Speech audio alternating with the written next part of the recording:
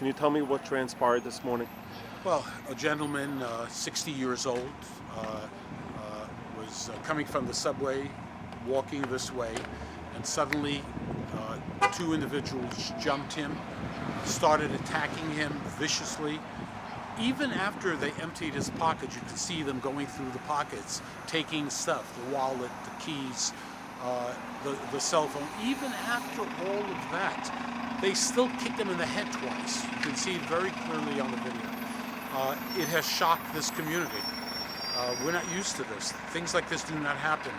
And people are very, very concerned. You know, my wife likes to walk at night, and I'm always saying, darling, be very careful. And you know what I say to her? You never know. You know, you never know. And look, we have a great precinct here, and and the showroom are amazing. I'm very confident that we're going to get the bad guys. But the maliciousness, the viciousness of these people is something that's like not normal. They're animals, the way they attack this guy. I spoke to Ellie. He is in absolute shock. He's happy to be alive. He told me he had between 70 and 80 stitches on his head, his forehead.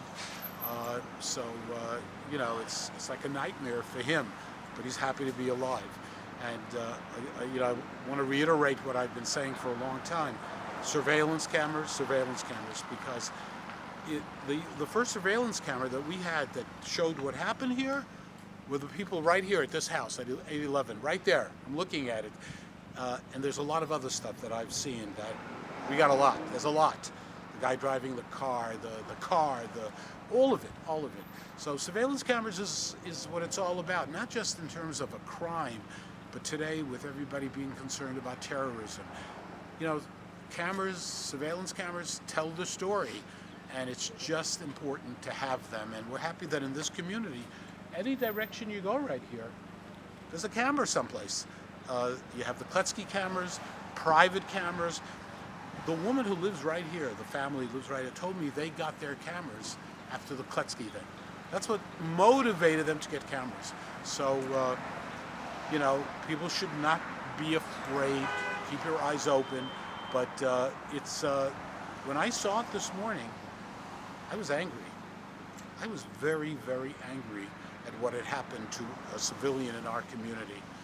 So we got to get the bad guys off the streets. Now, how are the police going to treat this? Well, they're treating it as a serious crime. They're also examining the possibility that it might be biased. That's what Ken Quick, the commanding officer of the precinct, told me. We don't have an indication of that, but you never know.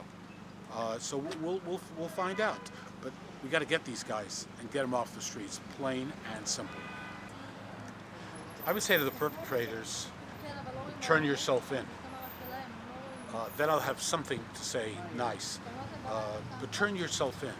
We're going to catch you guys and make sure that the DA throws the book at you. But turn yourself in. You know, you're going to get caught. There was no question in my mind. You're on video all over the place. The two people who did the attacking, the third person who was in the car,